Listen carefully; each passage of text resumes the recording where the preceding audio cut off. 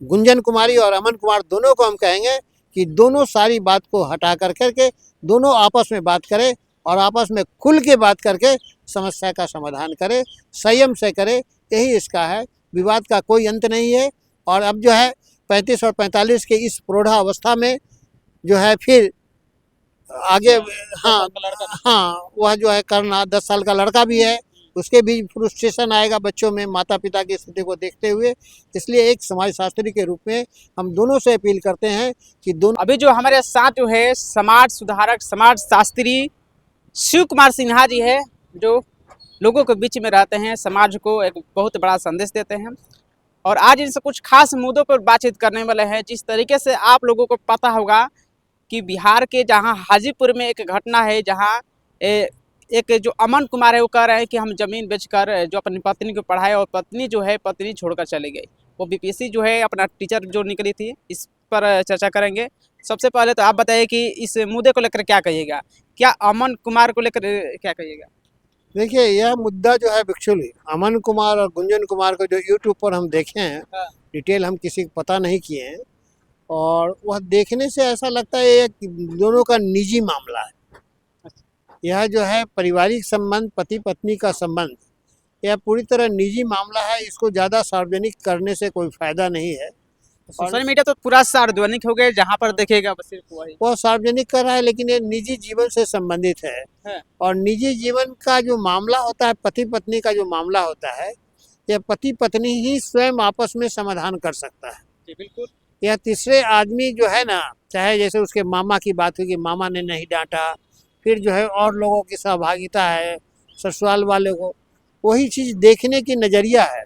देखिए, जब एक गिलास पानी में आधा गिलास पानी हो, तो कोई आदमी खाली गिलास को देखता है, कोई आदमी भरा गिलास को देखता है। अंतर देखने का नज़रिया है। तो यह प्योरली जो है, यह मैटर जो है पर्सनल लाइफ का रिलेटेड है। पति को भी चाहिए कि अपना व्यक्तिगत ज़िंदगी का समस्या का समाधान व्यक्तिगत पहल से करे, पत्नी से बात कर करे, और पत्नी को भी चाहिए कि यह समस्या को सार्वजनिक बयान कम दे, और पति से मिल करके, अगर पत्नी से 19-20 करके आपस में दोनों मिल करके, देखिए हमारा जो पति पत्नी के विवाद के संबंध में, ये प्योरली पति पत्नी का विवाद का संबंध है। यह जो है इसमें पढ़ाना लिखाना ये सब जो है ना, अनावश्यक डिस्कशन का बात है। पति पत्नी जब एक रहता है तो एक दूसरे के लिए कुछ ना कुछ तो करता ही है, तो यह स्वाभाविक चीज़ है। इसलिए एक समाजशास्त्री के रूप में मैं यही कहूँगा कि यह एक सामाजिक परिवेश का माहौल है, और सेक्स परवर्सन, और कहा जाए कि सेक्स में विकृति, संबंध में विकृति, यह एक परिवेश का परिणाम है, रहन सहन का परिणाम है। और जब कमाने लगता है आदमी, तो थोड़ा सा जब कम इनकम रहता है तो कुछ खिन्नता आती है। और यह विवाद को हम अभी भी सजेस्ट करेंगे पति पत्नी को कि दोनों मिल करके समस्या का समाधान करें। और इसमें जो है ना, जितना सार्वजनिक करेंगे वह समस्या उलझता जाएगा। और प्रेम में विश्वास बहुत मायने रखता है। अगर दोनों में विश्वास नहीं है तो प्रेम की विकृति तो बहुत कुछ हो सकती है। अब किसी मान लेते हैं कि कोई अगर रूम में बैठ के चाय पी रहा हो अनजान आदमी, तो उससे गलत सोचना, या पति मान लेते हैं कि सेक्स का परवर्सन किसी विशेष परिस्थिति में हो गया, तो उसको जो है यह समस्या अगर दोनों समाधान कर ले, अगर पत्नी उनसे सेक्सुअली संतुष्ट नहीं है तो सेपरेशन ले ले, ख़त्म हो गई बात। विवाद करने, पति उससे नहीं संतुष्ट है तो सेपरेशन ले ले। हम पढ़ाए हैं, हम लिखाए हैं, तो यह तो एलिमोनी का जो है ना कि जो कमाएगा सो देगा, या ये विवाद को जो है हम, मेरे समझ से जो है, देखिए इस संबंध में तो मेरा एक अपना किताब भी रहा है। कहा जाए कि एक किताब हम लिख चुके हैं इस पर, स्त्री प्रधान परिवार और पुरुष प्रधान समाज में गिरेनी, ये हमारी पुस्तक है। और उस पुस्तक का थीम यही है, उस थीम है कि परिवार में स्त्री की प्रधानता होती है और समाज में पुरुष की प्रधानता होती है। अगर परिवार में जब तक स्त्री की प्रधानता है या पुरुष का इंटरफेरेंस कम है, तो वह परिवार में शांति है। समाज में अगर स्त्री की अधिक प्रधानता होने लगती है तो पुरुष को संतुलन बना के चलना पड़ता है। वह संतुलन अगर नहीं बनाने में, यह तनाव स्वाभाविक है और यह प्रक्रिया है।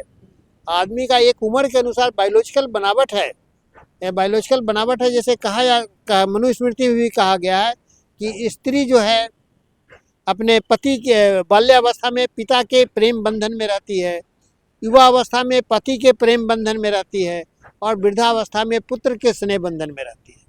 तो अगर मान लेते कि स्नेह बंधन टूट गया तो अधीनता स्वाभाविक रूप से भटकना है।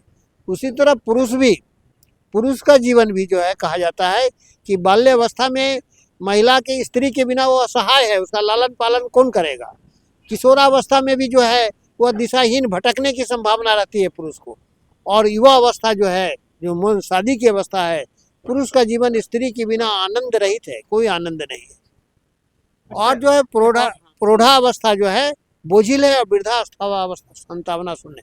यह एक साइकिल है, इस साइकिल से हर आदमी को गुजरना पड़ता है, समाज का गुजरना पड़ता है। इसलिए पति पत्नी अमन कुमार और जो है गुंजन कुमारी दोनों को कहेंगे कि भावावेश में नहीं आकर पहले दोनों आपस में बैठ जाएं। किसी बीच के न मीडिया वालों को न किसी को कोई इंटरफेरेंस की ज़रूरत है।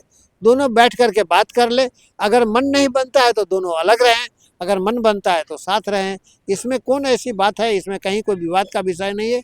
यह अनावश्यक विवाद एक समाजशास्त्री के रूप में हम कहेंगे कि सेक्स परवर्सन्स जो है कई कारणों से होता है, कई परिस्थितियों से होता है।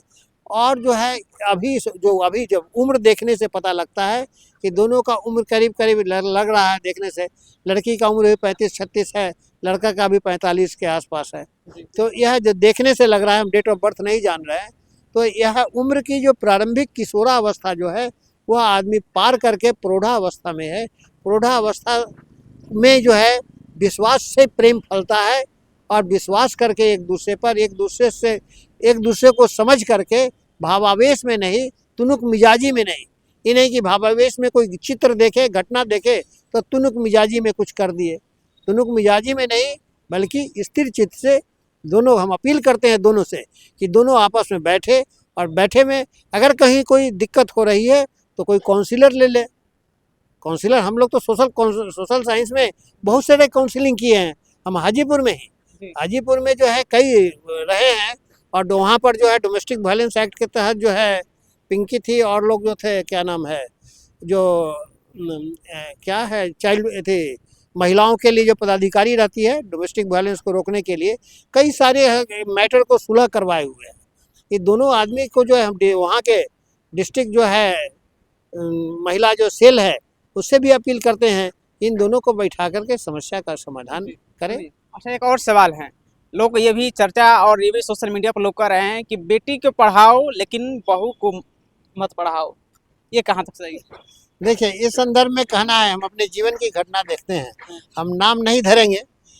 एक बहुत अच्छे पदाधिकारी थे और वह जो है अपनी पत्नी को पढ़ाने के पक्ष में नहीं थे, नौकरी कराने के पढ़ाने के नहीं, नौकरी कराने के पक्ष में नहीं थे।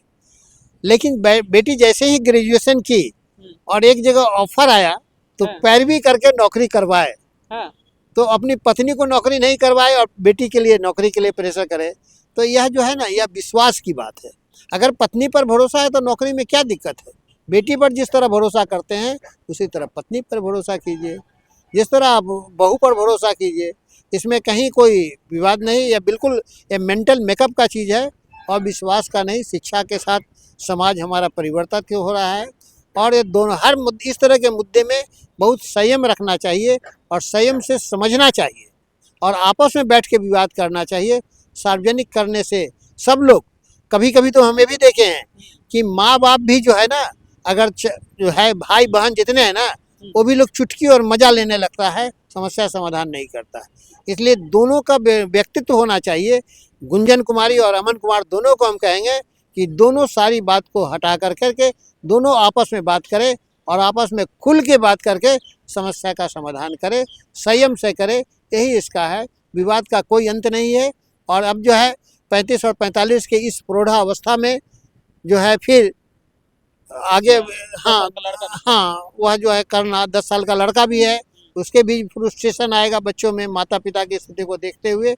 इसलिए एक समाजशास्त्री के रूप में हम दोनों से अपील करते हैं कि दोनों आपस में बैठे और अगर उसको समझ में नहीं आती है तो मेरी एक पुस्तक है, स्त्री प्रधान परिवार और पुरुष प्रधान समाज में गृहिणी की क्या भूमिका है, उसको एक बार शुरू से अंत तक पढ़ लें और समझ लें स्थिर चित्त से, और हम समझते हैं कि यह पुस्तक भी उनको एक करेगा। अगर काउंसलिंग की ज़रूरत हो तो हम लोग काउंसलिंग भी किसी से करवा लें। डिस्ट्रिक्ट में सारी सुविधाएं हैं। डिस्ट्रिक्ट में महिला काउंसलिंग का सेल भी खुला हुआ है जिला प्रशासन के अधीन। और इस समस्या का समाधान करना चाहिए। विवाद करने से, यूट्यूब में अनावश्यक विवाद करने से कुछ नहीं होगा। एक बुजुर्ग होने के नाते, एक अनुभवी होने के कारण मैं हम सजेस्ट करूंगा कि दोनों आपस में बात करके और लीडिंग रोल दोनों ले। तीसरे से मतलब नहीं है, न उसके मामा, न शादी कराने वाला, न अगुआ, कुछ नहीं। दोनों लीडिंग रोल ले, दोनों निर्णय करें कि हमको क्या करना है। दोनों परिपक्व है, इसलिए और मेरा इसमें क्या विचार कर सकते हैं। तो चलिए, अभी जो हमारे साथ जो थे समाज सुधारक जो थे शिव कुमार सिन्हा जी थे, और आज इनका बयान लिए, और आप लोगों को कैसा लगा और इस वीडियो में आपको क्या सही लगा और क्या गलत लगा, आप लोग जरूर इस वीडियो के माध्यम से कमेंट कीजिएगा। चलिए फिर मिलते हैं अगले खबरों के साथ, तब तक इतना ही, धन्यवाद।